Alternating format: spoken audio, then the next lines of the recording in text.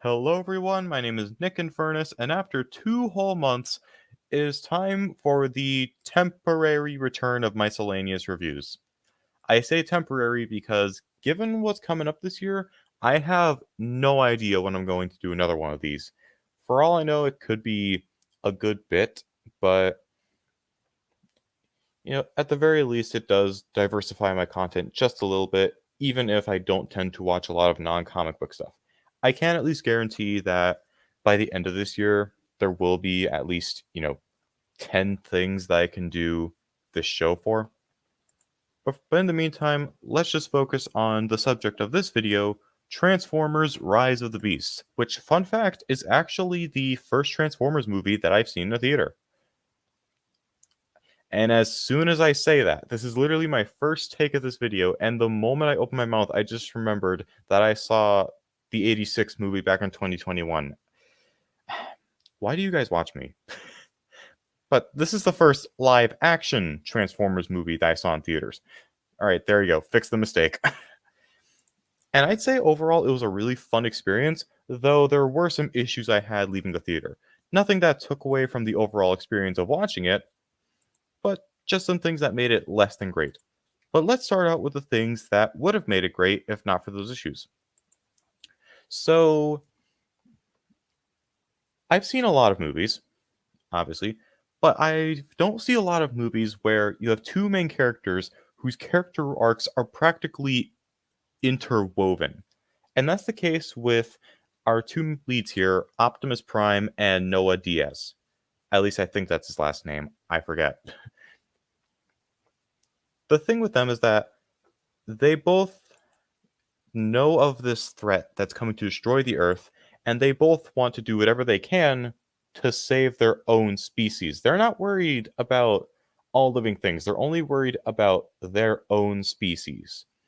However, I don't know if this was like how they intended, but it's almost like the moment they see the bond that the Maximals have with the residents of Machu Picchu, it almost feels like once they witness that, their perspectives completely change and they end up learning to fight for both species, both humans and Cybertronians. It's an interesting character arc, and certainly one that does redeem Optimus by the end because he's kind of a jerk for most of it. But I love how they were able to connect those two arcs in a way that feels natural and like it's actually, well paced. It doesn't come out of nowhere. You see the change in an interaction they have before the final battle, where Optimus is no longer looking down on the humans, and Noah realizes that the humans aren't the only species who could potentially be at risk with Unicron. Speaking of Noah, let's just talk about the humans real quick. I haven't seen any of the Michael Bay movies or Bumblebee, sue me, but I can already tell that these are probably some of the best humans in these movies. So first of all, of course, there's Noah who has his little arc, but he also has this really nice relationship with his little brother. They feel like, genuine brothers. Of course, they tease each other often, but they also care for each other at the same time.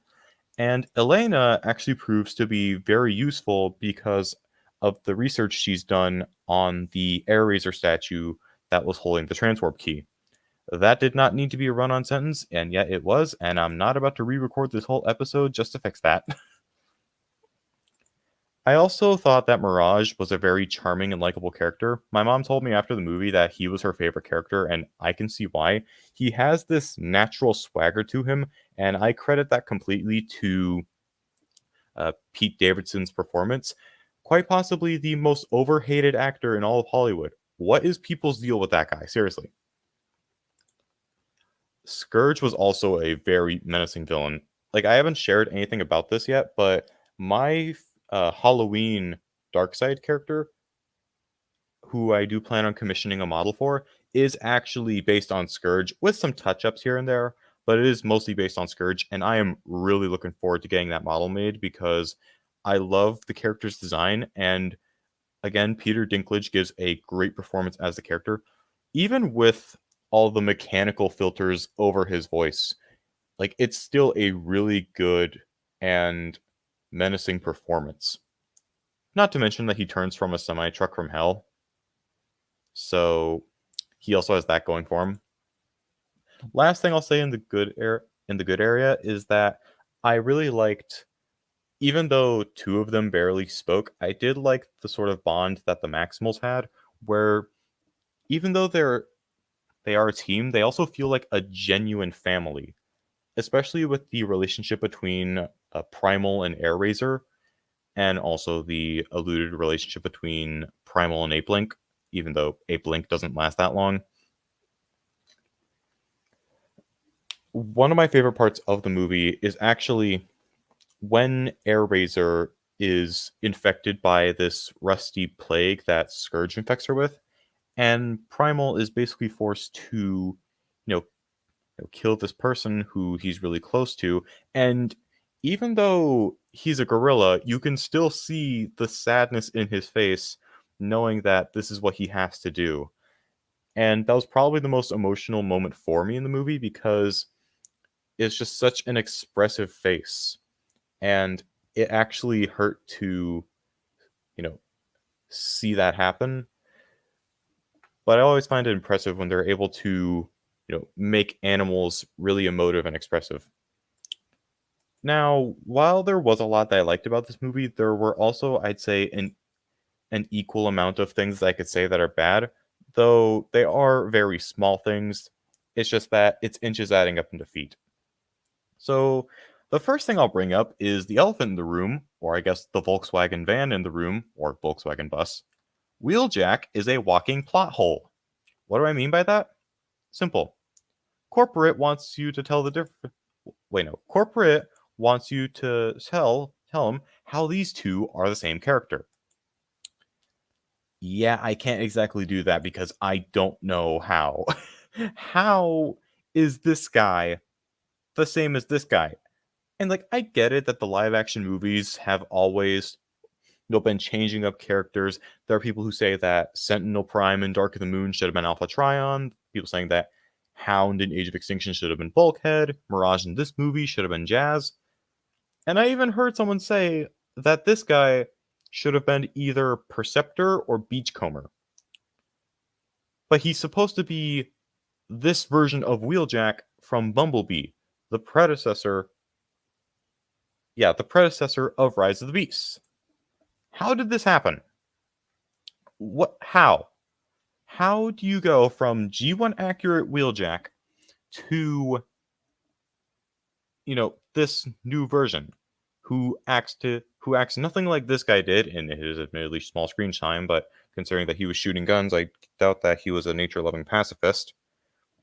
And they don't even look the same. Like, all they would have to do is give this guy the same head, personality, the same head and personality as this guy, and maybe even the same voice, but I don't know, maybe they could have kept, Cristo Fernandez's voice. I wouldn't have minded that, but just give him the same head and personality. You can keep the rest of the body, just from the neck up, it needs to look the same. I seriously don't understand how these two are the same character, and I know I'm spending a lot of time talking about it, but I reiterate, this man is a walking plot hole. Anyways, moving on from that, and also kind of continuing on the point of Wheeljack, there are several characters who I really wish got more screen time. Like, the only characters in this movie that I'd say get an adequate amount of screen time are Optimus, Bumblebee, Mirage, Primal, Airraiser, Scourge, maybe Unicron, and the Noah and Elena. Meanwhile, Wheeljack, RC, Cheetor, Rhinox, Battletrap, and Nightbird, they're all kind of just sidelined in a sense. And like, I'll get to Battletrap and Nightbird very shortly. But the rest of them, I feel like maybe just a few more scenes to flesh out those characters. Hell, give Rhinox some speaking lines, thank you very much. And yeah, I'm serious about that. Rhinox doesn't speak at all. They cast the guy who voiced Battletrap in the role of Rhinox, but not once does Rhinox ever speak.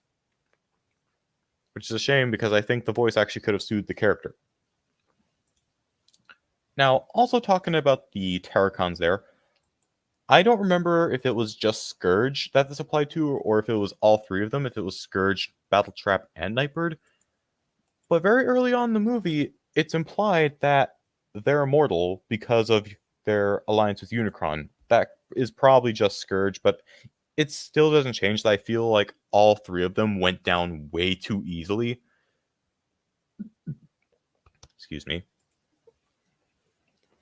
Like, even if it's just Scourge, who's the only immortal one, I still feel like he should have put up more of a fight, or he could have put up more of a fight, and, not have gone down as easily as he did, because he's literally killed by having his head torn off. If you're immortal, that should not kill you.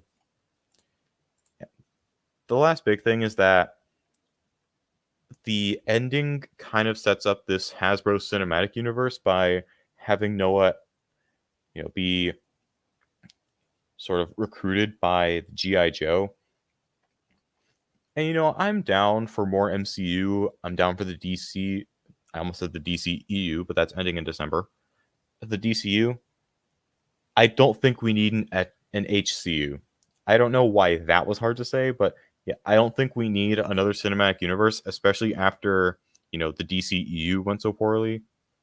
So, who knows? Maybe I could be won over by that, but it's just, I don't know how I feel about right now. It's kind of an odd way to end the movie. But like I said before, I wouldn't say that any of these things really detracted from the movie that much. It certainly took it away from being a great movie, but it's still very enjoyable, and I would highly recommend it. So, 3.5 for this one. Highly enjoyable movie, really good. A lot of great action. I didn't even talk about the action. The action is fantastic. A lot of it uses these very wide shots, especially during the final battle. So I definitely say this probably has the best action from what I've seen. But yeah, I definitely say go see it. You probably won't be disappointed. But anyways, that's going to be it for my review of Transformers Rise of the Beasts. If you enjoyed, you know what to do. I'm not going to bore you with all the generic stuff. Hopefully I can do another Miscellaneous review at some point in the near future. But we'll have to see about that. Take care. Godspeed.